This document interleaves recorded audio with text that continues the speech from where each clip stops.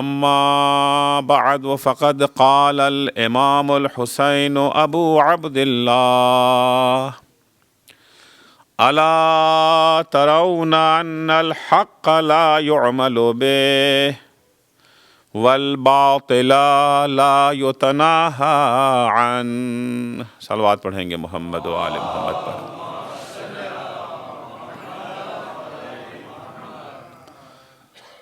عزیزو، یہ ایام کربلا کی خونچکاں داستان کو یاد کرنے کے ایام ہیں. دنیا کے کونے کونے، چپے چپے، گوشے گوشے میں، جہاں ہم تصور بھی نہیں کر سکتے ہیں، وہاں بھی ہم نے کبھی سوچا بھی نہیں تھا کہ یہ جو ہے سائبریا میں بھی ماتم حسین ہو رہا ہوگا. آج ہی میں نیٹ پہ دیکھ رہا تھا سائبریا میں کیا زبردست ماتم حسین ہو رہا ہے. 50,000 شیعیان اہل بیت.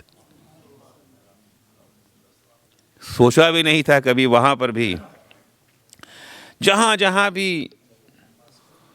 حسین کے چاہنے والے ہیں، وہاں وہاں پر صف عزا بچھی ہوئی ہے. حسین کو یاد کیا جا رہا ہے کیونکہ کارنامہ ہی اتنا عظیم تھا. لیکن سوال ہے کہ یہ کارنامہ کس لیے انجام پایا، اس کا مقصد کیا تھا؟ مدینے سے حسین کیوں نکلے، مکہ کیوں چھوڑا، کربلا میں کیوں آئے، عزیز ترین افراد کی قربانی حسین نے کیوں پیش کر دیا؟ کس لیے شبیہ پیغمبر علی اکبر کی قربانی پیش کیا؟ کس لیے یتیم حسن قاسم کو قربان کر دیا حسین نے؟ آخر مقصد کیا تھا؟ معمولی سی عقل رکھنے والا انسان بھی جب کوئی کام کرتا ہے تو بے مقصد نہیں کرتا. اب وہ مقصد چاہے پست مقصد ہو یا اعلیٰ مقصد ہو، کوئی نہ کوئی مقصد ہر انسان کے عمل کے پیچھے یقیناً کار فرما ہوتا ہے. حسین جو عقل کل ہیں، جہاں عقل کا خاتمہ ہے، حسین جو انما یرید اللہ لیذھب عنکم رجس اہل البیت ویطہرکم تطہیرا کا مصداق ہیں. حسین جن کی طہارت عقل اور طہارت نفس پر آیے تطہیر کا پہرا ہے. حسین جن کے لیے رسول خدا فرمائیں حسین منی و انا من الحسین، حسین مجھ سے ہے اور میں حسین سے ہوں. حسین وہ جس کے لیے پیغمبر نے فرمایا الحسن والحسین سیدا شباب اہل الجنہ، حسن اور حسین جنت کے جوانوں کے سردار ہیں. وہ حسین جن کے لیے پیغمبر یہ فرما کے گئے کہ الحسن والحسین امامانا قاما او قعدا، حسن اور حسین امام ہیں، صلح کریں یا جنگ کریں. کیا اس حسین کا یہ عمل عبث ہو سکتا ہے، بے مقصد ہو سکتا ہے، جذبات کے دھارے میں بہہ کر کے ایک کام ہو گیا؟ یا اگر مقصد ہو بھی تو اقتدار دنیا حاصل کرنے جیسا پست مقصد، یا کسی کے گناہوں کے کفارہ بن جانے کا مقصد؟ یقیناً حسین کا مقصد ہے اور بہت ہی اعلیٰ اور ارفع مقصد ہے. ہمیں حسین کا مقصد تلاش کرنا ہے، ڈھونڈنا ہے. ہر عزادار کی پہلی ذمہ داری یہ ہے کہ وہ مقصد حسین کو سمجھے اور سمجھنے کے بعد اپنی عزاداری کو اور اپنی زندگی کے ہر لمحے کو اس مقصد سے ہم آہنگ کر لے. جس سمت میں حسین کا مقصد ہے اسی سمت میں ہماری پوری زندگی کا مقصد ہے. البتہ مقصد حسین کو سمجھنے کے لیے اندھیرے میں ہاتھ پیر مارنے کی ضرورت نہیں ہے. حسین اتنی روشنی پھیلا گئے ہیں، حسین اتنا اجالا پھیلا گئے ہیں کہ ارشادات امام حسین کے روشنی میں ہم مقصد حسین کو بآسانی سمجھ سکتے ہیں. کیونکہ انسان جب اندھیرے میں ہاتھ پیر مارتا ہے تو یا حقیقت سمجھ ہی میں نہیں آتی ہے یا حقیقت کا ایک حصہ سمجھ میں آتا ہے. مولانا روم اپنی مثنوی میں ایک قصہ لکھتے ہیں کہ ایک شہر میں ایک ہاتھی آ گیا. شہر والے ہاتھی سے واقف نہیں تھے کہ ہاتھی کیا چیز ہے. لال بشکڑوں کو جو ہے بلایا گیا کہ وہ بتائیں کہ یہ کیا ہے. اب لوگوں نے اس پر اپنا ہاتھ پھیرنا شروع کر دیا، کسی کا ہاتھ اس کے سونڈ پر پہنچا، کسی کا ہاتھ اس کے جو ہے پیر تک پہنچا، کسی کا ہاتھ اس کی پیٹھ پر پہنچا، کسی کا ہاتھ اس کے کان پر پہنچا۔ ہر ایک نے اپنی اپنی پہنچ کے مطابق ہاتھی کی تعریف کرنا شروع کر دی۔ جس کا ہاتھ کان تک پہنچا تھا اس نے کہا ہاتھی جیسے پنکھا، جس کا ہاتھ پشت پر پہنچ گیا تھا اس نے کہا ہاتھی جیسے تختہ، جس کا ہاتھ پیر تک پہنچا تھا اس نے کہا ہاتھی جیسے کھمبا۔ ہاتھی نہ پنکھا ہے، ہاتھی نہ کھمبا ہے، ہاتھی نہ تختہ ہے، البتہ جیسے ایک حد تک صحیح ہے، حقیقت کا ایک حصہ انہیں پتہ چل سکا، لیکن اگر علم کی روشنی میں اسے دیکھا ہوتا، اجالے میں اگر اسے دیکھا ہوتا تو کبھی یہ نہ کہتے۔ عزیزو، امام حسین نے صرف اقدام ہی نہیں کیا ہے، اپنے اقدام کو واضح لفظوں میں بیان کر دیا، چاہے مدینے سے نکلتے وقت کا وصیت نامہ ہو، یا راستے کی تقریریں ہوں، مکے کے خطبات ہوں، یا حر کے سامنے جو تقریر کی ہے، یا کربلا پہنچنے کے بعد 2 محرم کو جو امام حسین نے کوفے والوں کو خط لکھا ہے۔ اگرچہ لفظیں الگ الگ ہیں لیکن سب کا مرکز و محور ایک چیز ہے، وہ ہے حق کا قیام اور باطل کو نیست و نابود کر دینا۔ مدینے سے جب چل رہے تھے تو وہاں پہ کہتے ہیں میرا مقصد امت کی اصلاح ہے۔ جب حر کے لشکر سے مقابلہ ہوا ہے تو کہتے ہیں میرا مقصد ہے میں حق کو پامال ہوتے دیکھ نہیں سکتا ہوں، میں نہ حق کی پامالی کو برداشت کر سکتا ہوں نہ باطل کی جولانی کو برداشت کر سکتا ہوں۔ میں اس لیے آیا ہوں تاکہ حق کو سر بلند کروں اور باطل کو نیست و نابود کروں۔ الا ترون ان الحق لا يعمل به والباطل لا يتناہى عنہ، کیا تم دیکھ نہیں رہے ہو کہ حق پر عمل نہیں ہو رہا ہے اور باطل کی روک تھام نہیں ہو رہی ہے؟ کبھی اگر ایسا منظر سامنے آ جائے، اگر کبھی کوئی ایسا موقع سامنے آ جائے تو اب امام صرف امام کی ذمہ داری کو نہیں بیان کر رہے ہیں بلکہ اپنے عزاداروں کی ذمہ داری کو بھی بیان کر رہے ہیں۔ وَلِيَرْغَبِ الْمُؤْمِنُ فِي لِقَاءِ اللَّهِ مُحِقًّا، تو ایسے میں مومنوں کی ذمہ داری یہ ہے کہ باطل کو مٹانے کے لیے اور حق کا بول بالا کرنے کے لیے اٹھ کھڑے ہوں، چاہے اس راہ میں اپنی جان ہی انہیں قربان کیوں نہ کر دینا پڑے۔ یا جس وقت امام حسین کربلا پہنچ گئے ہیں، وہاں پہنچنے کے بعد جب انہوں نے کوفے والوں کو خط لکھا ہے، 2 محرم کا خط ہے، امام اس میں فرماتے ہیں حدیث رسول کا سہارا لیتے ہیں، اور ایسی حدیث جس سے سب واقف ہوں، یہ کوئی نہ کہے کہ یہ تو ہم نے نہیں سنا تھا کہ پیغمبر نے کب فرمایا، کیونکہ زمانے کا کیا ہے، جب وہ فاطمہ زہرا سلام اللہ علیہا سے ثبوت مانگ سکتے ہیں تو حسین سے ثبوت مانگنے میں انہیں کتنی دیر لگ سکتی ہے؟ کب کہا تھا پیغمبر نے؟ ہم نے تو نہیں سنا ہے۔ لہذا امام اس حدیث کو بیان کرتے ہیں جس سے سب آشنا تھے۔ امام فرماتے ہیں اِنَّ رسول اللہ قال فی حیاتہ، رسول خدا اپنی زندگی میں بار بار یہ کہا کرتے تھے۔ کیا کہا کرتے تھے؟ من رعا، صرف امام کی بات نہیں ہو رہی ہے، ہر مسلمان کی بات ہے، ہر مومن کی بات ہے، ہر عزادار کی بات ہے۔ من رعا سلطانا جائرا مستحلا لحرم اللہ ناقصا لعہد اللہ مخالفا لسنت رسول اللہ یعمل فی عباد اللہ بالعصم والعدوان فلم یغیر علیہ بفعل ولا قول کان حقا علی اللہ ان یدخلہ مدخلہ۔ پیغمبر نے بارہا یہ فرمایا ہے، جب کبھی کوئی مسلمان، کوئی شخص کسی ایسے ظالم و ستمگر حکمراں کو دیکھے جو اللہ کی حلال کی ہوئی چیزوں کو حرام کر رہا ہے، حرام کی ہوئی چیزوں کو حلال کر رہا ہے، عہد خدا کو توڑ رہا ہے، سنت رسول خدا کی مخالفت کر رہا ہے، بندوں کے درمیان ظلم و ستم کی بنیاد پر حکومت کر رہا ہے، اسے دیکھنے کے بعد وہ انسان خاموش رہ جائے۔ اس ظالم حکمراں کے خلاف جو الہی قوانین کو پامال کر رہا ہے، شریعت اسلامیہ کا جو ہے مذاق اڑا رہا ہے، اس کے خلاف آواز نہ اٹھائے۔ اگر موقع ہے تو عملی میدان میں آ جائے، اگر موقع پتہ نہیں ہے، کم سے کم زبان تو اس کے خلاف ہلا سکتے ہو۔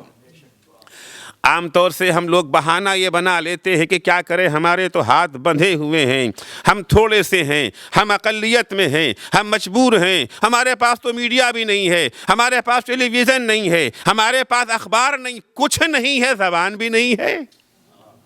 کم سے کم اپنی زبان تو ہلا سکتے ہو۔ جن لوگوں کے ساتھ ہمارا اٹھنا بیٹھنا ہے، اپنے آفس میں، اپنے دوستوں میں، اپنے کالج میں، اپنی جاب پر، جہاں کہیں بھی ہے، جس سے ہمارا رابطہ ہے، اسے تو بتا سکتے ہیں کہ حق کیا ہے، باطل کیا ہے، ظلم کیا ہے، عدل کیا ہے، دین کیا ہے، اسلام کیا ہے۔ اسلام یہ نہیں ہے کہ تم اچھے بن جاؤ، اسلام یہ ہے کہ ہم بھی اچھے بنیں گے، دوسروں کو بھی اچھا بنائیں گے، نہ ہم برے بنیں گے نہ دوسروں کو برائی کرنے دیں گے۔ صلوات پڑھیں گے محمد و آل محمد پر۔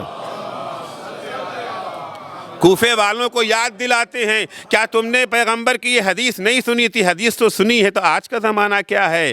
الا وقد علمتم ان هؤلاء القوم قد لزموا طاعت الشیطان وتولوا عن طاعت اللہ۔ کوفے والو، تم اچھی طرح سے جانتے ہو، تمہیں یقین ہے اس بات کا کہ یہ بنی امیہ اس کا ٹولہ اور اس کے نام پر حکومت کرنے والے افراد، یہ حاکم ٹولہ وہ ہے جنہوں نے اللہ کی اطاعت کو چھوڑ کر کے شیطان کی اطاعت کو اپنا لیا ہے۔ عطلوا الحدود واظہروا الفساد واستأثروا بالفیء۔ یہ وہ لوگ ہیں جنہوں نے اللہ نے جن چیزوں کو حرام قرار دیا تھا اسے حلال قرار دے دیا ہے۔ اللہ نے شراب کو حرام قرار دیا تھا، ان کے ہاں شراب حلال ہے۔ اللہ نے بے گناہوں کے قتل کو گناہ عظیم قرار دیا تھا، ان کے لیے بے گناہوں کا خون بہانا اتنا ہی آسان ہے جتنا پانی کا بہانا آسان ہوتا ہے۔ واستأثروا بالفیء۔ اللہ نے وہ قدرتی ذخائر جو تمام انسانوں کے لیے پیدا کیے تھے، انہوں نے اسے اپنے باپ کی جاگیر بنا رکھا ہے۔ اظہر الفساد، زمین پر فتنہ و فساد پھیلا رکھا ہے۔ جب حالات یہ ہیں، مسلمانوں کیا ذمہ داری ہے؟ ہر مسلمان کی ذمہ داری ہے کہ خاموش نہ بیٹھے۔ وَأَنَا أَحَقُّ بِذَلِكَ۔ یہ تو ہر مسلمان کی ذمہ داری ہے، ہر مومن کی ذمہ داری ہے، ہر خدا پرست کی ذمہ داری ہے۔ تو پھر حسین کی کیا ذمہ داری ہے؟ حسین کی ذمہ داری تو کچھ اور بھی بڑھ جاتی ہے، کیونکہ میں رسول کی آغوش کا پالا ہوا ہوں، میں فاطمہ کا لخت جگر ہوں، میں علی کا دل بند ہوں، میری ذمہ داری اور بڑھ جاتی ہے، اس لیے میں نے مدینہ چھوڑا ہے۔ ظالم ستمگر کے خلاف آواز اٹھانے کے لیے مدینہ چھوڑا ہے، میں نے مدینہ چھوڑا ہے حق کو زندہ کرنے کے لیے، باطل کو نابود کرنے کے لیے۔ تو لفظیں الگ الگ ہیں، مدینے کے میں جو وصیت نامہ لکھا ہے وہاں لفظیں کچھ اور ہیں، ہرکا کے سامنے جو تقریر کیا ہے اس کی لفظیں کچھ اور ہیں، کوفے سے جو خط لکھا ہے اس کی لفظیں کچھ اور ہیں، لیکن معنی اور مفہوم سب کا ایک ہے، محور اور مرکز سب کا ایک ہے، وہ ہے حق کا قیام اور باطل کی نابودی۔ عزیزوں، مگر سوال یہاں ہے کہ حق ہے کیا چیز؟ حق ہے کیا چیز؟ ہر شخص تو اپنے عمل کو حق ہی قرار دیتا ہے، ہم حق پر ہیں، ہر فرقہ اپنے کو حق سمجھتا ہے، ہر مذہب اپنے کو حق سمجھتا ہے، ہر انسان اپنے کو حق سمجھتا ہے، آپس میں لڑ رہے ہیں، ایک قاتل ہے ایک مقتول ہے، مقتول گروہ بھی اپنے کو حق سمجھتا ہے، قاتل گروہ بھی اپنے کو حق سمجھتا ہے۔ پہلا سوال یہی ہے کہ حق کیا ہے؟ حق کیا ہے؟ ہم جو حسین کے چاہنے والے ہیں، ہم جو حسین کے ماننے والے ہیں، ہم جس نے غم حسین میں اپنا سکھ چین آرام کاروبار بزنس چھوڑ کر کے ان کی یاد میں ہم یہاں اکٹھا ہوئے ہیں، میلوں میلوں سے دور لوگ یہاں سے چلے آ رہے ہیں، ان کے پاس کیا کوئی کام نہیں تھا؟ ان کے پاس کوئی جاب نہیں تھی؟ کیا انہیں آرام کرنے کا شوق نہیں تھا؟ نہیں، آرام کرنے کا بھی شوق تھا، جاب بھی ہے، کاروبار بھی ہے، سب کچھ چھوڑ کر کے یہاں اکٹھا اس لیے ہو گئے تاکہ ہم اعلان کر سکیں، مولا جو آپ کا راستہ وہ ہمارا راستہ۔ ٹھیک ہے آپ کربلا میں شہید کر دیے گئے، ٹھیک ہے کہ آپ کے اہل حرم کو اسیر کر لیا گیا، لیکن مولا اگر ہم ہوتے پہلے ہم اپنی شہادت پیش کرتے، اس کے بعد آپ تک آنچ آتی۔ ہمارے زندہ رہتے ہوئے مولا اس وقت تو ہم نہ تھے، ہم ہر زیارت میں کہتے ہیں نا، یا لیتنا کننا معکم فنفوز فوزا عظیما، اے کربلا کے شہیدو، اے کاش ہم بھی وہاں ہوتے تو ہم بھی تمہاری طرح سے اسی مقام پر فائز ہوتے، یعنی ہم بھی اپنی جان کا نذرانہ قبول کر دیتے۔ آج وہ کربلا تو نہیں ہے، آج حسین تو نہیں ہے، مگر مقصد حسین موجود ہے، مشن حسین کا موجود ہے۔ کربلا آج بھی ہمیں آواز دے رہی ہے، کربلا آج بھی ہمیں آواز دے رہی ہے، لیکن ہمیں صرف زبان سے لبیک نہیں کہنا ہے، اپنے عمل سے لبیک کہنا ہے، اپنے کردار سے لبیک کہنا ہے۔ ہم بھی اگر کسی حق کو پامال ہوتے ہوئے دیکھیں، ہماری بھی ذمہ داری ہے کہ ہم خاموش نہ بیٹھیں، اس کے خلاف اقدام کریں۔ عزیزو، حق کیا ہے؟ فلاسفہ نے، اہل یہ جو ہے لغت نے حق کے بہت سارے معنی بیان کیے، میں تفصیل میں نہیں جانا چاہتا، آپ کا وقت نہیں لینا چاہتا۔ جتنے بھی معانی اور مفاہیم بیان کیے گئے ان سب کا خلاصہ اور یہ جو ہے نچوڑ یہ ہے کہ حق وہ ہے جو صحیح ہو، حق وہ ہے جو مناسب ہو، حق وہ ہے جو جائز ہو، روا ہو اسے حق کہتے ہیں۔ اس کے مقابلے میں باطل وہ ہے جو ناروا ہو، نامناسب ہو، غلط ہو، ناجائز ہو، اسے باطل کہتے ہیں۔ پھر یہاں سے سوال یہ اٹھ کھڑا ہوتا ہے کہ صحیح کیا ہے؟ کس چیز کو صحیح کہیں؟ معاویہ کا اقدام صحیح ہے یا امام حسن کا قدم صحیح ہے؟ علی صحیح ہیں یا معاویہ صحیح ہے؟ یزید صحیح ہے یا امام حسین صحیح ہیں؟ ہر ایک تو اپنے اپنے لحاظ سے صحیح کہیں گے۔ بڑی پیچیدہ بحث ہے، ہمیشہ سے یہ بات رہی ہے کہ صحیح کیا ہے اور غلط کیا ہے۔ بعضوں نے کہا کہ صحیح وہ ہے جو ہمیں اچھا لگے، غلط وہ ہے جو ہمیں اچھا نہ لگے، صحیح وہ ہے جو ہمارے فائدے میں ہو، غلط وہ ہے جو ہمارے خلاف ہو، ہمارے فائدے میں نہ ہو۔ اور ظاہر سے بات ہے فائدے سے مراد بھی جو ہے وہ دنیا کا محدود فائدہ ہے، دنیا کا محدود فائدہ۔ یہ وہ فارمولہ رہا ہے جس پر برسہ برس سے عمل ہوتا رہا اور آج بھی ہو رہا ہے۔ بہت سارے ممالک ہیں وہ کہتے ہیں ہم حق بجانب ہیں، ہمارا فلاں قدم حق بجانب ہے، ہم فلاں گروپ کو کہیں کے اوپر جو ہے دہشت گرد کہہ دیتے ہیں، وہ بھی صحیح ہے، اور اسی گروپ کو دوسری جگہ کے اوپر یہ جو ہے مجاہد کہہ دیتے ہیں، وہ بھی صحیح ہے، اس لیے کہ وہاں دہشت گرد کہنے میں ہمارا فائدہ ہے اور یہاں یہ جو ہے مجاہد کہنے میں ہمارا فائدہ ہے۔ ان کی نگاہوں میں صحیح وہ ہے جس میں ہمارا فائدہ ہو، غلط کیا ہے؟ جس میں ہمارا نقصان ہو۔ مزدور کی نگاہ میں صحیح یہ ہے کہ مالک کی ساری کمائی ہمیں مل جائے، مالک کی نگاہ میں صحیح یہ ہے کہ مزدور کا جتنا خون چوس سکتے ہیں چوس لیں، اسے کچھ بھی نہ دیں، اتنا دے دیں کہ ہمارا کام کرنے کے لیے زندہ رہے۔ یہ ان کی نگاہ میں صحیح ہے، یہ ان کی نگاہ میں صحیح ہے، یہ ان کی نگاہ میں حق ہے، یہ ان کی نگاہ میں حق ہے۔ ظاہر سی بات ہے اس تفسیر کا معنی کیا ہوگا، اس کا انجام کیا ہوگا؟ سماج میں ہمہ وقت یہ جو ہے رسہ کشی ہوگی، اختلاف ہوگا، لڑائی ہوگی، جنگ ہوگی۔ آج ہر طرف سے نعرے بلند ہیں، کچھ تو خون ہو رہا ہے، اس کو روکا جائے۔ اس کو روکا کیسے جا سکتا ہے؟ ہر کوئی اپنے اپنے موقف کو جب یہ جو ہے صحیح قرار دے دے گا، جب تک یہ فیصلہ نہ ہو جائے کہ صحیح ہماری خواہش صحیح نہیں ہے، ہماری پسند صحیح نہیں ہے، بلکہ صحیح اور غلط، حق اور باطل ایک یہ جو ہے مستقل چیز ہے، ایک مستقل معنی اور مفہوم ہے، کیسے اس کی تشخیص کی جا سکے؟ اس کی تشخیص کا معیار کیا ہے؟ بعضوں نے کہا کہ تشخیص کا معیار ہے کہ سماج جسے صحیح کہے وہ صحیح، فرد کی بات نہیں ہے۔ پہلے میں کیا تھا؟ فرد جسے صحیح کہے، ہم خود نہیں، ہماری بحث نہیں ہے۔ سوسائٹی جس چیز کو اچھا کہے وہ اچھا، اور سوسائٹی جس چیز کو غلط کہہ دے وہ غلط۔ اب سارا دار و مدار سماج کے اوپر چلا گیا، یہ جو ہے سوسائٹی میں چلا گیا۔ ظاہر سی بات ہے ہر جگہ کا سماج ایک طرح سے نہیں سوچتا ہے۔ ہندوستانی سماج کی سوچ اور ہوتی ہے، امریکی سماج کی سوچ اور ہوتی ہے، شہری سماج کی سوچ اور ہوتی ہے، دیہاتی سماج کی سوچ اور ہوتی ہے۔ زمانے کے ساتھ ساتھ بھی سوچ یہ جو ہے بدلتی جاتی ہے، کہ جہاں جہاں جیسی سوچ ہوگی ہم اسی کو صحیح مان لیں گے۔ ایک سماج میں حجاب کرنا اچھی بات ہے، وہاں حجاب کر لیں گے۔ دوسرے سماج میں بے حجابی اچھی چیز ہے، وہاں بے حجاب ہو جائیں گے۔ ایک جگہ کے اوپر نماز پڑھنا اچھا مانا جاتا ہے، وہاں نماز پڑھ لیں گے۔ دوسری جگہ پہ نماز نہ پڑھنا اچھی بات ہے، وہاں پہ نماز کو چھوڑ دیں گے۔ جیسا دیس ویسا بھیس۔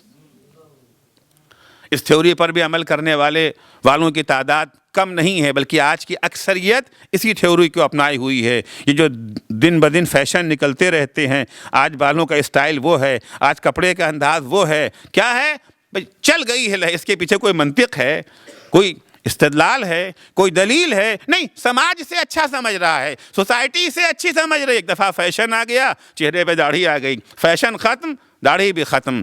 کوئی معیار اس کے پیچھے عقلی دلیل نہیں ہے۔ جو سماج اچھا کہہ دے وہی اچھا۔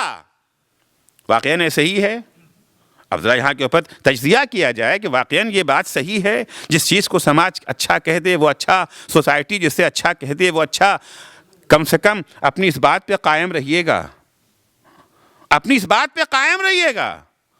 بعض بیماریاں ہیں جو ترقی یافتہ شہروں میں پائی جاتی ہیں، یا احساس وہاں ہوتا ہے یوں کہہ لوں، اور جتنا کم ترقی یافتہ پچھڑا ہوا شہر ہوتا ہے اتنا ہی وہ بیماری وہاں کم ہوتی یا اس کا احساس کم ہوتا ہے۔ ایک بیماری جو ہر ترقی یافتہ شہر، ہر ترقی یافتہ ملک میں فراواں پائی جائے گی، ہر دوسرا آدمی اس کے اندر یہ مبتلا نظر آتا ہے، وہ کیا ہے؟ ڈائیبٹیز۔ شکر لا کر کے رکھی گئی، حلوہ لا کے رکھا کہ نہیں، چائے کیسی چاہیے آپ کو؟ اب تو پوچھنا پڑتا ہے نا، چائے میں شوگر چاہیے یا نہیں؟ ورنہ پہلے چائے کا مفہوم ہی تھا یعنی مٹھاس۔ ابھی یہ نواب صاحب سے بات ہو رہی تھی کہ لوگ پیتے ہی تھے چائے اس لیے کہ کھانے کے بعد کچھ میٹھا چاہیے تھا ان کو، مٹھاس کی جگہ کے اوپر چائے پی جاتی تھی۔ لیکن آج یہ سوال ہوا نا، ظاہر سی بات ہے یہاں جتنے بھی بیٹھے ہیں کوئی یہاں کا تو ہے ہی نہیں، کوئی ہندوستان سے آیا ہے، کوئی پاکستان سے آیا ہے، کوئی کسی گاؤں کا ہے، کوئی کسی دیہات کا ہے، کوئی کسی شہر کا ہے، یہاں کے کوئی نہیں ہے۔ بہرحال ان ملکوں کی خاصیت یہ ہے، ہمارے ہندوستان اور پاکستان سے لوگ یہ گلف میں بھی جاتے ہیں اور امریکہ بھی آتے ہیں۔ گلف میں جو جاتے ہیں ان کے گھر آباد ہو جاتے ہیں، گلف میں جو جاتے ہیں ان کے گھر آباد ہو جاتے ہیں، اور جو امریکہ چلے جاتے ہیں ان کے گھر ویران ہو جاتے ہیں۔ کیونکہ گلف والوں کو پتا ہے کہ 10 سال 20 سال 50 سال کتنا بھی رہ لیں، ہمیں ہمیشہ یہاں رہنا نہیں ہے، ایک دن واپس ہمیں جانا ہی ہے۔ لہذا وہ اپنی پونجی وہاں نہیں خرچ کرتے ہیں، وہ اپنی پونجی اپنے وطن میں بھیج کر کے مکان، دکان، گھر، کھیت جو بھی لینا ہے لے لیتے ہیں۔ لیکن یہاں جو آتے ہیں ان کو سبز باغ تو بہرحال دکھائی دیا گیا ہے۔ اب یہ جنت ہے، آدم جنت سے نکالے جا سکتے ہیں، تم یہاں سے نہیں نکالے جا سکتے ہو۔ لہذا جو کچھ جمع پونجی وہاں بھی ہوتی ہے اسے بھی بیچ کھوچ کر کے یہاں پر لا کر کے مصرف کر دیتے ہیں۔ 5 سال 10 سال 20 سال سے وطن چھوڑ کے آئے ہوئے ہیں، اچانک وطن کی یاد آ گئی، دل ہی تو ہے، اچانک وطن کی یاد آ گئی کہ ارے کچھ ہمارے وہاں رشتہ دار بھی رہتے ہیں، چچا ہے، ماموں ہے، خالہ ہیں، پھوپھی ہیں، چلو چل کر کے ان سے مل آتے ہیں، انہیں دیکھ آتے ہیں۔ یہاں سے خبر پہنچی اس گاؤں میں کہ میرا عزیز آ رہا ہے، میرا رشتہ دار آ رہا ہے، میرا لاڈلا آ رہا ہے۔ وہاں تو خوشی کی لہر پھیل گئی، عید آ گئی، ارے ہمارا فلاں، چونکہ یہاں والے وہاں والوں کو بھول جاتے ہیں مگر وہاں والے اپنے عزیزوں کو نہیں بھولتے ہیں۔ اب یہ اپنے گاؤں میں پہنچے، ہر طرف ان کا شاندار استقبال، ہر جگہ دعوت ہو رہی ہے۔ گاؤں ہے نا، گنے کی فصل بھی ہے، گڑ کا زمانہ بھی ہے۔ گاؤں والے میٹھے کے بغیر تو رہتے نہیں ہیں۔ کوئی گھر میں آتا ہے، پانی بعد میں پیش کرتے ہیں، میٹھا پہلے پیش کرتے ہیں۔ کوئی دسترخوان ایسا نہیں ہے جو میٹھی ڈش سے خالی ہو، دسترخوان لگ رہا ہے، بڑے اہتمام کے ساتھ میٹھا تیار کیا گیا ہے۔ اب ان کے سامنے میٹھا رکھا گیا، یہ ہاتھ نہیں لگا رہے ہیں، ادھر سے اصرار ادھر سے انکار، ادھر سے اصرار ہے ادھر سے انکار ہے۔ کھائیے، کیوں نہیں کھاتے؟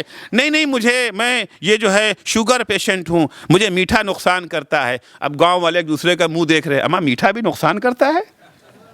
بھائی للو تم بتاؤ، بدھو تم بتاؤ، جمن تم بتاؤ، بھلا میٹھا نقصان؟ نہیں میٹھا تو نقصان نہیں کرتا ہے، ہم لوگ تو کھاتے ہیں، خوب کھاتے ہیں، اوڑھنا بچھونا ہمارا میٹھا ہے، کہیں میٹھا نقصان کرتا ہے؟ یاد رہے اچھا کیا ہے؟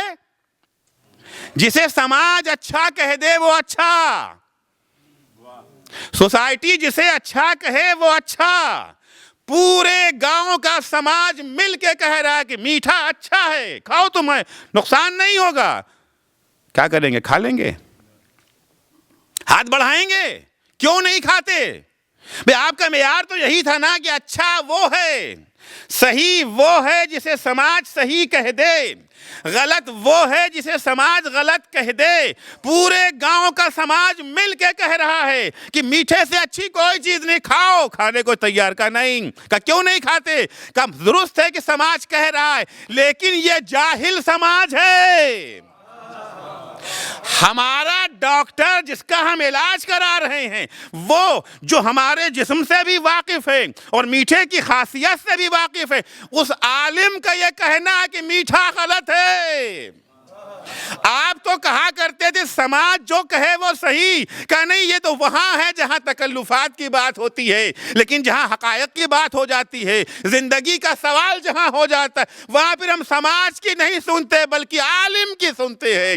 ایک صلوات پڑھیں گے محمد و آل محمد پر۔ 4 دن کی زندگی کے لیے تو عالم کی سنیں گے، اور ابدی زندگی کے لیے کس کی سنیں گے؟ کون فیصلہ کرے گا؟ حق کیا ہے؟ باطل کیا ہے؟ صحیح کیا ہے؟ غلط کیا ہے؟ اس کو عالم ہی معین کر سکتا ہے۔ اور آج عالم ہیں بھی کہاں؟ کون ایسا عالم ہے؟ کہ ڈاکٹر صاحب عالم ہے؟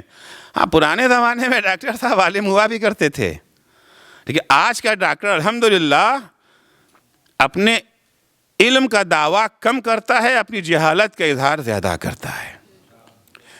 پرانے زمانے میں حکیم صاحب ہوتے تھے، حکیم صاحب کے بعد آپ چلے گئے علاج کے لیے، حکیم صاحب سر سے پیر تک آپ کا علاج کرنے کو تیار رہتے تھے۔ ایک آیا حکیم صاحب میرے پیٹ میں درد ہو رہا ہے، نسخہ حاضر۔ دوسرا آیا میرے دل میں درد ہے، نسخہ حاضر۔ تیسرا آیا میری ہڈیاں ٹوٹ گئی ہیں، نسخہ حاضر۔ کبھی سنا تھا کسی حکیم نے کہا ہو اس کا علاج میرے پاس نہیں ہے؟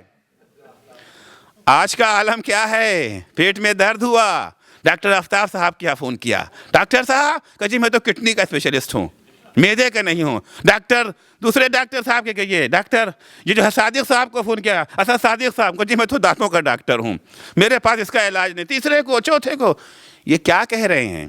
یہ کڈنی کا میں ڈاکٹر ہوں، یہ اپنے علم کا اظہار نہیں کر رہے ہیں، اپنی ناواقفیت کا اعتراف کر رہے ہیں کہ مجھے کڈنی کے سوا کچھ نہیں معلوم۔ وہ کہتا ہے مجھے دل کے سوا کچھ۔ ارے آج ایک پورے انسانی جسم کا ڈاکٹر نہیں ملتا، پورا جسم تو چھوڑیے، حتیٰ اب تو پورے دل کا بھی ایک ڈاکٹر نہیں ملتا۔ دل کے بھی ٹکڑے ٹکڑے کر رکھے ہیں، ایک آنکھ کا بھی ڈاکٹر نہیں ملتا۔ علم کا یہ عالم ہے، اور دعویٰ کیا ہے؟ ہم دنیا و آخرت کا فیصلہ کریں گے۔ انسان میں روح بھی پائی جاتی ہے، جسم بھی پایا، جسم کے بارے میں تو آپ کے علم کا یہ عالم ہے، روح کے میدان میں تو آپ بالکل زیرو ہیں۔ پھر کس طرح سے آپ فیصلہ کر سکتے ہیں کہ اچھا کیا ہے اور برا کیا ہے؟ وہ ہستی جسے انسان کے جسم کے بارے میں بھی معلوم، وہ ہستی جسے انسان کی روح کے بارے میں بھی معلوم ہے، پورے کا پورا وجود جس کے احاطہ علم میں آ جائے، وہ ذات الہی کے سوا کوئی ذات نہیں ہے، تو اچھا وہ ہے جسے خدا اچھا کہہ دے یا جسے اللہ کے نمائندے اچھا کہہ دے۔ ایک صلوات پڑھیں گے محمد و آل محمد پر۔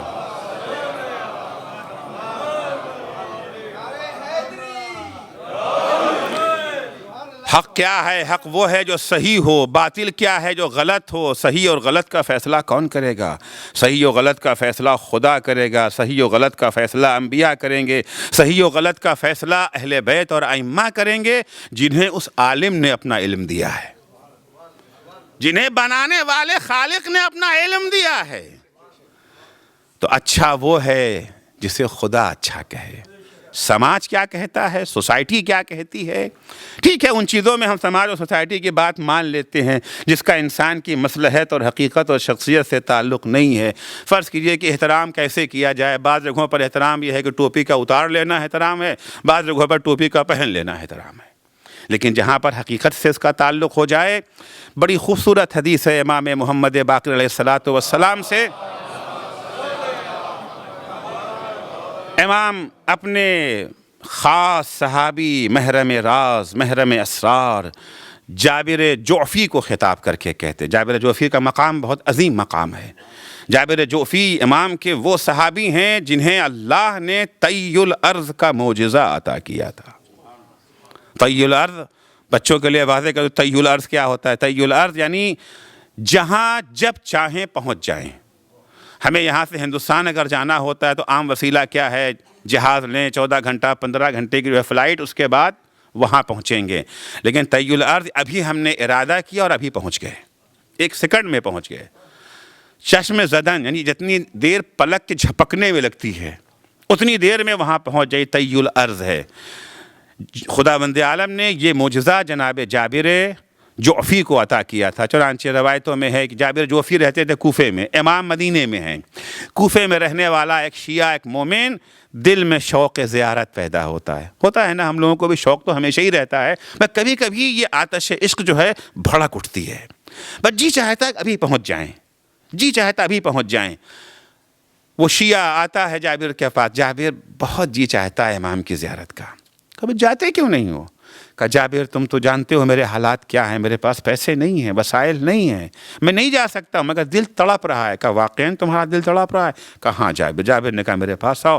کوفے سے باہر نکلے، شہر کے باہر آئے، پھر پوچھا واقعاً دل چاہتا ہے؟ کہا ہاں جابر بہت دل تڑپ رہا ہے. کہا اچھا اپنا ہاتھ میرے ہاتھوں میں دے دو. اس نے اپنا ہاتھ جابر کے ہاتھوں میں دیا. جابر نے کہا آنکھوں کو بند کرو. اس نے آنکھوں کو بند کیا. کہا آنکھوں کو کھولو. اب جو اپنی آنکھوں کو کھولا تو امام کے بیت الشرف کے سامنے کھڑے ہوئے ہیں. صلوات پڑھیں گے محمد و آل محمد پر. یہ مقام ہے جابر جوفی کا. ان جابر جوفی کو خطاب کر کے امام فرماتے ہیں، بڑی عظیم حدیث ہے، صحیح کیا ہے، غلط کیا ہے، حق کیا ہے، باطل کیا ہے، کس راستے پہ چلنا ہے، کس راستے کو چھوڑ دینا ہے، سماج کو دیکھنا ہے یا خدا کو دیکھنا ہے، امام کو دیکھنا ہے. جابر سے خطاب کر کے امام اس میں مولائی ہونے کی پہچان بتاتے ہیں. آج بڑا مسئلہ ہے نا، فلاں مولائی ہے، فلاں مولائی نہیں ہے، فلاں مولائی اور فلاں مولائی نہیں ہے. کون مولائی ہے، کون مولائی نہیں ہے، اسے کون معین کرے گا؟ ہم آپ یا جو مولا ہیں وہ مقرر کریں گے. پھر ہمارا دعویٰ تو کافی نہیں ہے. فرض کیجئے میں امریکہ میں آیا، یہاں پتہ چلا کہ امریکی حکومت ہر امریکن کو $1,00,000 دے رہی ہے. رات میں اعلان ہو گیا، صبح لائن لگی، میں نے دیکھا موقع اچھا ہے، بہتی گنگا میں ہاتھ دھو لو. $1,00,000 مل رہے ہیں. لائن میں بھی لگ گیا. میری باری آئی، میں وہاں پہنچا. انہوں نے پوچھا تم کون؟ میں نے کہا امریکن. کا ثبوت؟ کا یہ انڈین پاسپورٹ. کہ نہیں تم امریکہ نہیں ہو سکتے. گھر میں کہہ رہا ہوں، میں تو کہہ رہا ہوں نا. نہیں، میرا دعویٰ کافی نہیں ہے، ثبوت وہ چاہیے جو وہ معین کر دیں. اس روایت میں مولا امام محمد باقر علیہ السلام مولائیت کا معیار معین کر رہے ہیں کہ مولائی کون ہے. کس سے کہہ رہے ہیں؟ جابر سے کہہ رہے ہیں، کسی معمولی آدمی سے نہیں کہہ رہے ہیں. یا جابر وَعْلَمْ بِأَنَّكَ لَا تَكُونُ لَنَا وَلِيًّا. اے جابر یاد رکھو، اس وقت تک تم مولائی نہیں بن سکتے جب تک تمہارے اندر یہ صفات نہ پیدا ہو جائیں. کون سے صفات؟ لَوِ اجْتَمَعَ عَلَيْكَ أَهْلُ مِصْرِكَ وَقَالُوا إِنَّكَ رَجُلُ سَوْءٍ لَمْ يَحْزُنْكَ ذَلِكَ وَإِنْ قَالُوا إِنَّكَ رَجُلُ صَالِحٍ لَمْ يَسُرُّكَ ذَلِكَ. اے جابر اکثریت نہیں، تمہاری بستی، تمہارے گاؤں، تمہارے شہر، تمہارے ملک کے سارے لوگ اکٹھا ہو کر کے یہ کہیں کہ جابر تم تو بہت برے آدمی ہو، تمہارا کاروبار اچھا نہیں ہے، تمہاری شکل و صورت اچھی نہیں ہے، تمہارا رہن سہن، تمہارا بزنس، تمہارا اخلاق، تمہارا کردار اچھا نہیں ہے. یہ سب سننے کے بعد تمہارا ریاکشن کیا ہو؟ ایک تو ریاکشن یہ ہوتا ہے کہ لوگوں نے برا کہہ دیا اور ہم غمزدہ ہو گئے. میں نے پون گھنٹہ 1 گھنٹہ مجلس پڑھی، بعد میں لوگوں نے کہنا شروع کیا بور مجلس پڑھی تھی، کہاں سے پکڑ کے لے آئے تھے، کوئی ملے ہی نہیں تھا انتظامیہ کو، ان کو لا کر کے بیٹھال دیا. اب جو میں نے لوگوں کی چاؤ چاؤ سنی تو میرا دل چہرہ اتر گیا، چہرہ اتر گیا. ایک ریاکشن یہ ہے، اور ایک ریاکشن یہ ہے کہ عوام کیا کہتے ہیں ہمیں اس سے مطلب نہیں. جو کچھ ہم نے کہا ہے خدا اس سے خوش ہے یا ناخوش ہے، اہل بیت راضی ہیں یا ناراضی ہیں. اگر خدا خوش، ہمیں زمانے کی پرواہ نہیں ہے. یا اس کا برعکس بڑی تعریف ہونے لگی، بھئی بڑے اچھے خطیب آئے تھے، معلوم ہوا کہ 2 کلو خون بڑھ گیا، 2 کلو خون بڑھ گیا. ارے واہ، لوگوں نے ہماری مجلس کو پسند کر لیا، ہر طرف سے سبحان اللہ واہ واہ، ایک بڑا اچھا خطیب لے کر کے آئے ہیں۔ اب یہاں کے اوپر خدا کیا ہے، ہماری تقریر سے راضی ہے یا ناراضی ہے؟ اہل بیت خوش ہیں یا ناخوش ہیں؟ جو ہماری ذمہ داری تھی ہم نے اپنی ذمہ داری کو پورا کیا یا نہیں کیا؟ مولا فرماتے ہیں اگر زمانہ تمہیں برا کہے اور ان کے برا کہنے سے تم رنجیدہ ہو گئے تو یاد رکھو تم مولائی نہیں ہو سکتے، اور اگر لوگوں نے تمہاری تعریف کر لی، ان کی تعریف سن کر کے تمہارا سینہ چوڑا ہو گیا تو تم ہمارے چاہنے والے نہیں ہو۔ ہمارے چاہنے والے تو اس وقت بنو گے وَلَٰكِنْ اعْرِضْ نَفْسَكَ عَلَىٰ مَا فِي كِتَابِ اللَّهِ، اپنی زندگی، اپنا کاروبار، اپنی تقریر، اپنی تحریر، اپنا رہن سہن، اپنا مکان، اپنی گاڑی، اپنا بزنس، سب کچھ آئینہ قرآن کے سامنے لا کر کے رکھو۔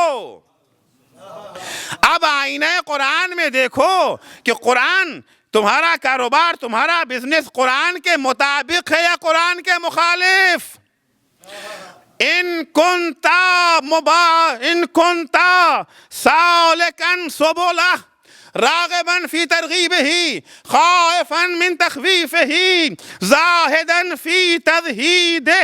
اب جو آئینہ قرآن کے سامنے اپنے کاروبار کو رکھا، اپنی شکل و صورت کو رکھا، قرآن نے کہا شاباش، یہ وہی شکل ہے جو ہمیں پسند ہے، یہ وہی کاروبار ہے جو ہمیں پسند ہے، تمہارا راستہ وہی ہے جو ہمارا راستہ ہے۔ جس چیز سے ہم نے ڈرنے کو کہا تھا تم اس سے ڈرے، جس چیز کا ہم نے شوق دلایا تھا تمہارے اندر اس کا شوق پیدا ہو گیا۔ تو فابشر، اپنے کو بشارت دے دو کہ تم ہمارے چاہنے والے ہو، وابسط علیہ، اور اسی پر ثابت قدم رہ جاؤ، لا یضرک ما قیل فیک، ساری دنیا بھی اگر تمہاری مخالف ہو جائے تمہیں نقصان نہیں پہنچنے والا ہے۔ وَإِن كُنْتَ مُبَايِنًا لِلْقُرْآنِ، لیکن جب تم آئینہ قرآن کے سامنے آئے تو وہاں پہ تمہاری زندگی قرآن کے خلاف ہے، تمہارا کاروبار وہ ہے جو قرآن کو پسند نہیں ہے، تمہاری شکل و صورت وہ ہے جو قرآن کو پسند نہیں ہے، تمہارا رہن سہن، تمہارا اوڑھنا پہننا، تمہارا پہناوا قرآن کو پسند نہیں ہے، تمہارا مکان قرآن کو پسند نہیں ہے۔ ان کنت مباغینا للقرآن، لیکن اگر تمہاری زندگی مخالف قرآن ہے، فما الذی یغرک من ذلک، تمہیں کس نے دھوکے میں رکھا ہے کہ تم ہمارے چاہنے والے ہو؟ اہل بیت کسی کو دھوکے میں نہیں رکھتے، دو ٹوک انہوں نے بیان کر دیا۔ اگر ہمارے چاہنے والے ہو، اگر تم حسینی ہو، اگر تم حسین کے سچے عزادار ہو، تمہاری زندگی قرآنی زندگی ہونی چاہیے، اس لیے کہ حسین کا کوئی کام قرآن سے الگ نہ تھا۔ حد تو یہ ہے سر تن سے جدا ہو گیا، نوکے نیزہ پہ آنے کے بعد بھی حسین کے لبوں سے قرآن جدا نہیں ہوا، حسین کے لبوں سے قرآن جدا نہیں ہوا۔ معیار یہ کہ فَمَا الَّذِي يَغُرُّكَ مِن ذَلِكَ، تو صحیح کیا ہے، غلط کیا ہے، اچھا کیا ہے، برا کیا ہے، حق کیا ہے، باطل کیا ہے؟ جس چیز کو قرآن حق کہہ دے، جس چیز کو خدا حق کہہ دے، جس چیز کو پیغمبر حق کہہ دے، جس چیز کو اہل بیت حق کہہ دے، جس چیز کو حسین حق کہہ دیں، وہ حق ہے، زمانہ چاہے مانے نہ مانے۔ ادھر تو 72 تھے، ادھر لاکھوں کی فوج تھی، حق کدھر ہے؟ کثرت کی طرف حق ہے، سماج کی طرف حق ہے، یا حسین کے ساتھ حق ہے؟ جن لوگوں نے اس کو سمجھ لیا تھا وہ سب کچھ قربان کر کے بھی حسین کے قدموں سے جدا نہیں ہوتے تھے۔ راستے بند ہیں، پابندیاں لگی ہوئی ہیں، مگر بے چین ہیں کہ کس طرح سے حسین تک پہنچ جائیں، رسائی کیسے حسین تک ہو جائے۔ سارا شہر مخالف ہوا ہے، ہو جائے کہہ رہے، سب خوفزدہ ہو گئے ہیں، ہو جائیں، سب ڈر کے گھروں میں بیٹھ گئے ہیں، لیکن جس نے حق کو پہچان لیا ہے، جس نے حق کی تشخیص کر لی ہے کہ حسین جدھر ہیں ادھر حق ہے، وہ ساری بندشوں کو توڑ کر کے بھی حسین کی قدموں میں پہنچ جائے گا۔ اور حسین نے بھی ایسے ہی لوگوں کا انتخاب کیا تھا جن کو سماج کی پرواہ نہیں تھی۔ کتنے لوگ تھے، حسین نے کتنوں کو خط لکھ کر کے بلایا ہے؟ کس کو بلایا؟ حبیب کو بلایا نا۔ کوفے میں تو ہزاروں لوگ تھے، لیکن خط لکھ کے کسے بلایا حسین نے؟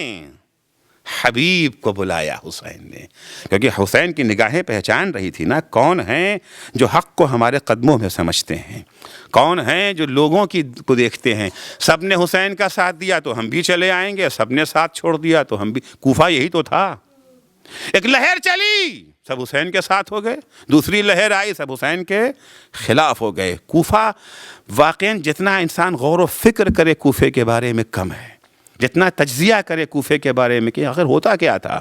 اچانک 40,000 افراد خط لکھ دیتے ہیں اور اچانک کوئی نہیں۔ وہی افراد جنہوں نے خط لکھا تھا حسین کو یہ جو ہے دعوت دی تھی، وہی کربلا میں حسین کے خلاف تلوار لے کر کے آ گئے۔ امام حسین خطوط لے کر کے آئے تھے نا۔ جب کربلا میں حسین کا قافلہ پہنچ گیا، روزانہ خبر ملتی ہے کہ آج ہمارے ساتھ میں کہ فوج میں اتنے سپاہیوں کا اضافہ ہو گیا، اتنے سپاہیوں کا اضافہ ہو گیا۔ جیسے جیسے خبر آتی تھی بچوں کے دل دہلتے جاتے تھے۔ ایک دفعہ زینب کبریٰ اپنے بھائی کے پاس آتی، بھیا آپ اپنے یاور و انصار کو کیوں نہیں بلاتے؟ جناب زینب کے کہنے سے جناب امام حسین نے خط لکھا ہے، من الحسین ابن علی الی الرجل الفقی حبیب ابن مظاہر الاسدی۔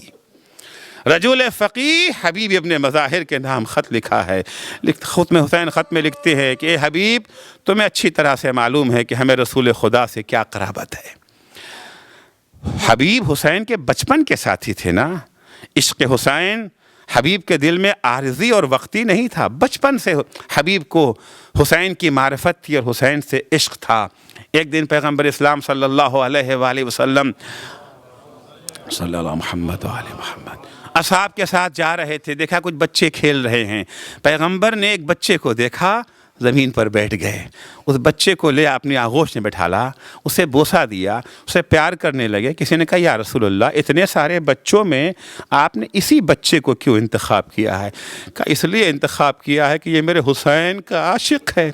میں نے اپنی آنکھوں سے دیکھا کہ جب میرا حسین چلتا ہے یہ پیچھے پیچھے حسین کے قدم کی خاک اٹھا کر کے اپنی آنکھوں میں لگاتا۔ بچپن ہے حبیب کا لیکن معرفت کا یہ عالم ہے۔ اسی حبیب کو خط لکھ رہے ہیں حسین، اے حبیب تمہیں جو رسول خدا سے ہمیں قرابت ہے اس کا تمہیں اچھی طرح سے احساس ہے، تم جانتے ہو حبیب میں دشمنوں کے نرغے میں گھر گیا ہوں، حبیب میں دشمنوں کے نرغے میں گھر گیا ہوں، کیا میری مدد کے لیے نہ آؤ گے؟ خط مکمل ہو گیا۔ جناب زینب کو جب یہ خط امام حسین نے سنایا، جناب زینب کہتی بھیا ایک جملہ میری طرف سے بھی بڑھا دیجئے، اے حبیب آنے میں تاخیر نہ کرنا، علاجل اے حبیب اجلت سے آنا۔ حبیب اپنے گھر میں دسترخوان پر بیٹھے زوجہ کے ہمراہ کھانا کھا رہے ہیں کہ اچانک دروازے پہ دق الباب ہوتا ہے۔ پوچھا کون؟ جواب ملتا انا برید الحسین، میں حسین کا قاصد ہوں۔ کھانے کو چھوڑ کر کے حبیب دمے در آتے دروازے پر آئے، خط لیا، آنکھوں سے لگایا، پڑھا خط کو پڑھنے کے بعد حبیب کی آنکھوں سے آنسو جاری ہو گئے۔ لیکن کوفے کے حالات دیگرگوں ہیں۔ حبیب اپنے آنسو کو پوچھ کر کے گھر میں آئے۔ زوجہ نے پوچھا کس کا خط ہے؟ کہا نواز رسول فرزند رسول حسین کا خط ہے۔ کہا کیا لکھا ہے؟ کہا مولا نے مدد کے لیے بلایا ہے۔ کہا تو پھر ارادہ کیا ہے؟ کوفے کے حالات بہت دیگرگوں ہیں، کسی پر بھروسہ کرنا آسان نہیں ہے۔ جناب حبیب ابن مظاہر کہتے ہیں ہاں بلایا تو ہے لیکن حالات اتنے خراب ہیں کہ ان حالات میں کہاں جایا جا سکتا ہے۔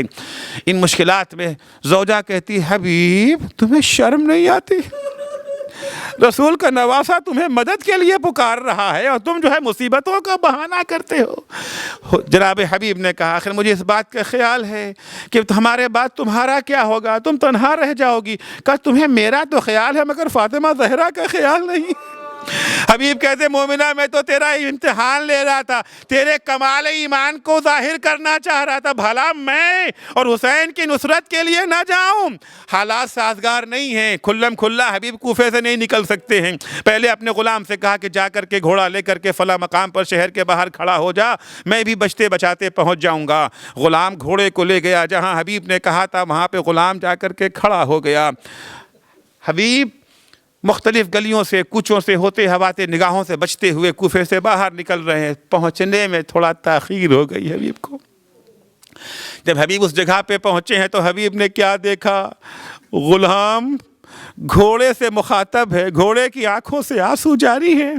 غلام کہہ رہا اے میرے آقا کے گھوڑے تو غم نہ کر، اگر میرا آقا نہ آ سکا کسی وجہ سے، میں خود تجھ پر سوار ہو کر کے فرزند رسول خدا کی نصرت کے لیے جاؤں گا۔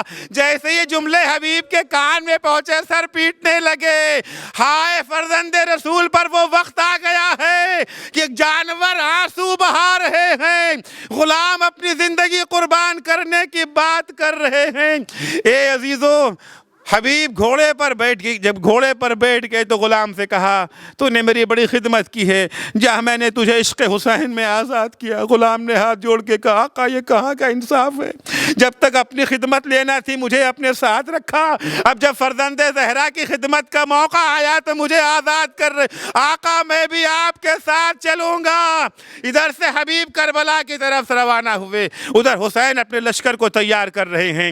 پرچم اب لشکر میں تقسیم ہو رہا ہے، پرچم سب بٹ چکے، ایک پرچم رہ گیا تھا۔ لوگ کہتے آقا یہ کس کے لیے ہے؟ امام کہتے اس کا حقدار ابھی آیا ہی چاہتا ہے، اس کا حقدار ابھی آئے، پورا بھروسہ ہے نا حبیب پر کہ حبیب انکار نہ کریں گے۔ اچانک کوفے کی طرف سے گرد و غبار بلند ہوا، حسین نے کہا لو اس کا حقدار آ گیا۔ جب غبار کا دامن چاک ہوا لوگوں نے کیا دیکھا، حبیب چلے آ رہے ہیں۔ استقبال کے لیے عباس و علی اکبر آگے بڑھے، حبیب حسین کے پاس آنے کے بعد آقا کے قدموں میں سر رکھ دیا۔ اس کی خبر جب جناب زینب کو خیمے میں پہنچی ہے، فضہ سے کہا فضہ جا کر کے دیکھو کون آیا ہے۔ فضہ گئیں، دیکھ کر کے آئیں، کہا بی بی مبارک ہو، آقا کے بچپن کا دوست حبیب آیا ہے۔ زینب نے کہا اے فضہ جا کے حبیب کو میرا سلام کہہ دو۔ فضہ آئیں، آگے کہا اے حبیب، ارے شہزادی زینب تمہیں سلام کہتی ہیں، قدرداد ہے حبیب، زینب شناس ہے حبیب۔ ایک دفعہ سر کو پیٹا، امامے کو زمین پہ پھینکا۔ ہائے وہ وقت زیدانیوں پہ آ گیا ہے، حبیب کو زینب سلام کہلائیں۔ اے حبیب، ارے تم نے زینب کی بڑی قدر کی، اے کاش عصر عاشورہ ہوتے جب زینب کے سر سے چادر چھن رہی تھی، بازوؤں میں رسن باندھی جا رہی تھی، پشت پر تازیانے لگائے جا رہے تھے۔ الا لعنت اللہ علی قوم الظالمین وسیعلم الذین ظلموا ای منقلب ینقلبون۔ بار الہ واسطہ ہے محمد وآل محمد کا ہماری اس مختصر سی عبادت کو قبول فرما۔ پالنے والے صدقے میں اہل بیت اطہار کے ہمیں توفیق عنایت فرما کہ ہم ہمیشہ اسی چیز کو حق اور صحیح سمجھیں جسے تو حق اور صحیح قرار دے، جسے تیرے اہل بیت صحیح اور حق قرار دیں۔ بار الہ ہمیں ہمیشہ حق کے قیام اور باطل کی پامالی کے لیے اقدام کے توفیق عنایت فرما۔ بار الہ جو بیمار ہیں ان سب کو شفائے کاملہ عنایت فرما، جو مقروض ہیں ان کے قرضوں کو ادا فرما، جو پریشان حال ہیں ان کی پریشانیوں کو دور فرما۔ معبود جو بے روزگار ہیں انہیں حلال اور پاکیزہ روزگار عنایت فرما، جو صاحب روزگار ہیں بار الہ انہیں اپنے بے روزگار بھائیوں کی خبرگیری کی توفیق عنایت فرما۔ معبود جو بے اولاد ہیں انہیں نیک اور صالح اولاد عنایت فرما، جو صاحب اولاد ہیں انہیں اپنی اولاد کی دینی تعلیم و تربیت کی توفیق کرامت فرما۔ امام زمانہ کے ظہور میں تعجیل فرما، جب حضرت کا ظہور ہو تو ہمارے اعمال ایسے ہوں کہ ہم ان کے اصحاب و انصار میں شمار ہو سکیں۔ اللہم عجل فی فرج مولانا صاحب الزمان وجعلنا من اعوانہ و انصارہ ماتم حسین۔